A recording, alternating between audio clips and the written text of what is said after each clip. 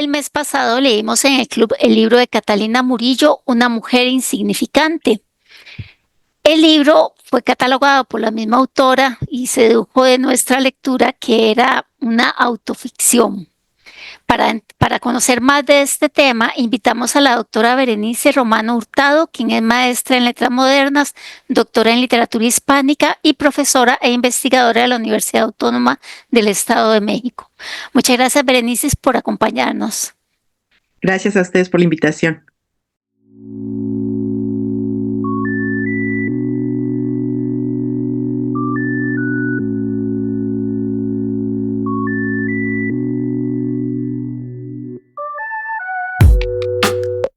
Empecemos por el inicio. ¿Qué es la autoficción? Bueno, dicho de manera muy simple, porque hay muchas definiciones que de pronto hacen que sea confuso, ¿no? La autoficción va a distinguirse de la autobiografía.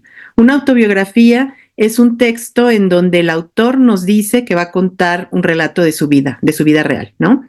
Y entonces hay un pacto, ¿no?, entre el lector y el autor, en donde el lector sabe que lo que está leyendo pues tiene este carácter de verdadero, ¿no? Con todo lo que eso implica también alrededor de la verdad y la falsedad dentro de la literatura, ¿no? Mientras que la autoficción, precisamente, de alguna manera, salvando este obstáculo, ¿no?, esta crítica respecto de lo verdadero y lo ficcional, se presenta como un texto novelado, cuando es una novela, porque se usa también en otros géneros, se representa como un relato, como una narración, pero contiene algunos, más o menos, elementos que refieren a la vida del autor o de la autora.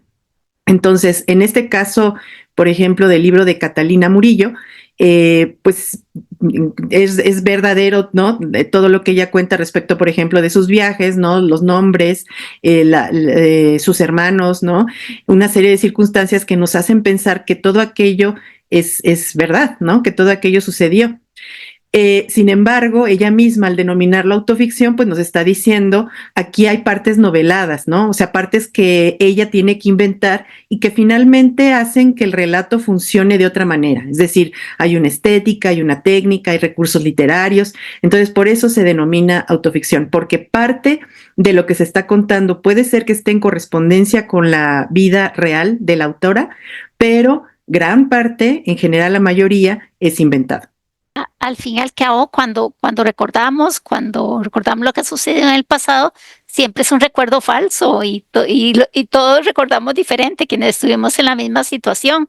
Entonces, en cierta medida es una forma como el autor se salva o se disculpa si hay otras versiones de lo que está narrando, a partir del principio de que es algo novelado, de que es ficción, de que no es real.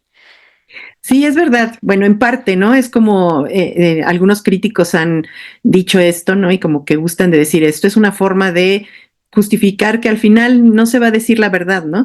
Pero también creo que hay sobre todo ya actualmente, ¿no?, cuando se trabaja mucho más el género, hay una elección al decir que se quiere hacer una autoficción por lo que ofrece la autoficción en sí como género, ¿no? Entendiendo que todavía está discusión, ¿no?, si esto es un género o no es un género. Para mí, para mi gusto, es más bien como un modo de hacer algo, ¿no? La literatura. En este caso, por ejemplo, un modo de hacer una novela o un modo de hacer un cuento, ¿no?, que va a tener que ver con la estructura, pero con una estructura que se vincula estrechamente con la anécdota. Hay autores como, por ejemplo, Pozuelo y Bancos, que van a decir, bueno, sí, siempre hemos dicho que la autobiografía incluso no cuenta o no puede contar todo verdadero porque la memoria, etcétera, ¿no?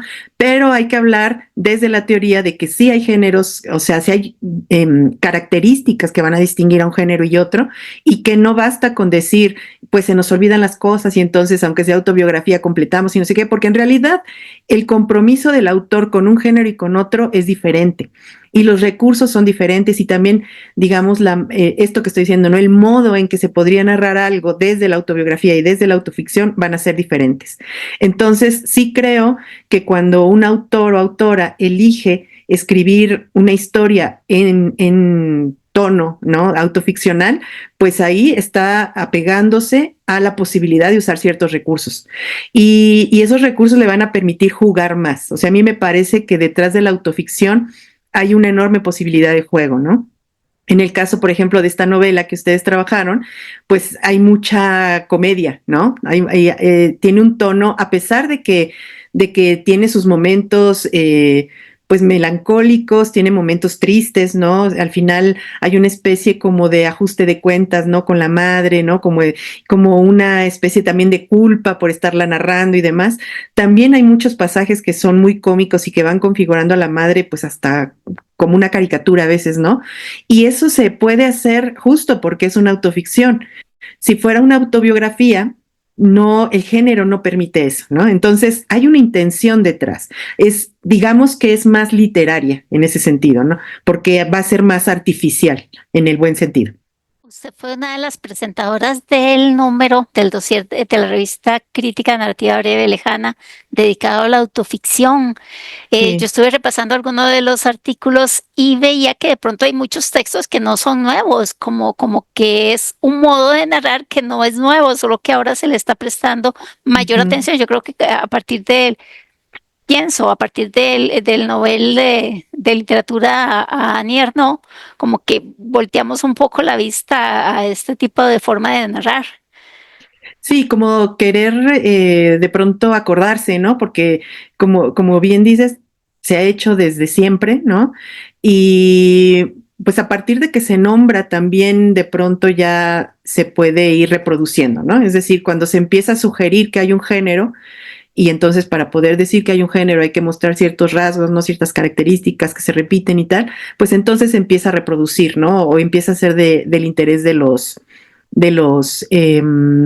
escritores. Aquí yo no sé muy bien qué es primero, ¿no? Sí, como el huevo y la gallina, si es primero el interés por la crítica o es primero el interés por los escritores también, o es como una maquinaria, ¿no? Es aquí una dialéctica porque, en efecto, en la medida en que van surgiendo autoficciones, los críticos nos vamos interesando en ellas, pero también a su vez empieza a haber muchas más, ¿no?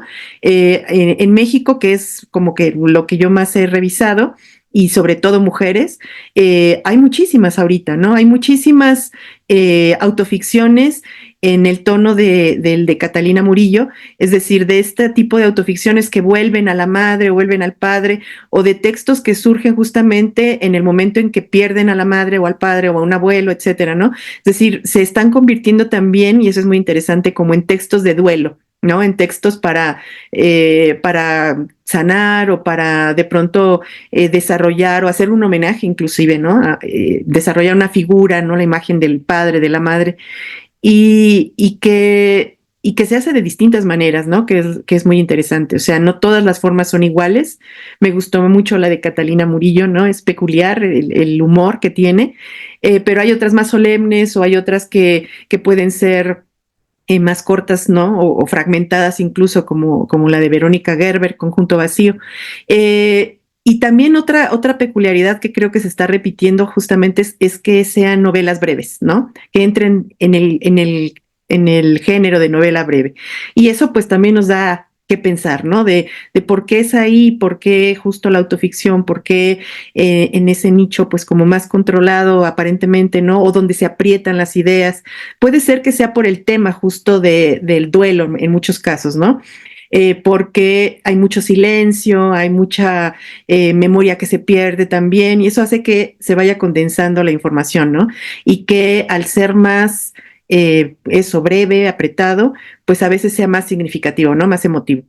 Eso es interesante si uno lo compara con otros géneros que son más formales, qué sé yo, novelas no, ya autobiografías de por sí, o incluso algunos autores que escriben en varios tomos, varias partes de su vida, como que son textos más largos que Ujú. quieren abarcarlo todo, apoderarse de todo. Aquí yo creo que en cierta medida es dejarse llevar. Siento que hay mucho de sentimiento a la hora de escribir. Simplemente se deja llevar la pluma. Y un poco era lo que nos contaba Catalina cuando estuvimos con ella en la reunión, que ella no se imaginaba cómo iban a salir ciertas partes, simplemente iban saliendo Ujú. durante la escritura. Y a mí me gusta mucho que en el caso de ella hay partes en donde alude al proceso de escribir, ¿no? De que dice, en este momento estoy escribiendo y en este momento se me ocurre apenas no sé qué cosa, ¿no? O no sabía que iba a sentir esto cuando llegara a este punto del recuento, ¿no? Entonces, lo que le da, curiosamente, ¿no? Un carácter de honestidad, ¿no? O de apariencia, por lo menos de honestidad, ¿no? Que ese es el juego también. Y que funciona muy bien cuando se trata de este género, ¿no? En efecto, la autobiografía, no la más reciente, pero la anterior, ¿no? Como que eran extensas y trataban de profundizar en la vida, contar un montón de cosas, ¿no? Y sobre todo había una especie como de intención de enaltecer, o sea, se enaltecen a sí mismos, ¿no? Sobre todo los varones, pero en este caso no, en este caso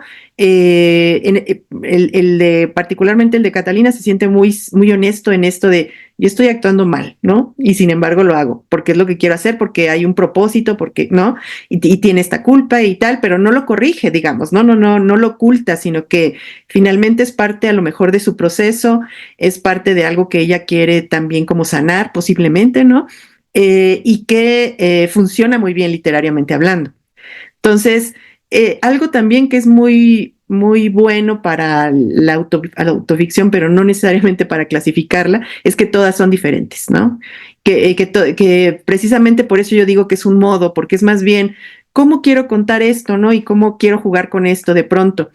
Hay novelas como las de Juan Pablo Villalobos, que él es mexicano, tiene muchas novelas autoficcionales y que en donde él juega completamente, ¿no?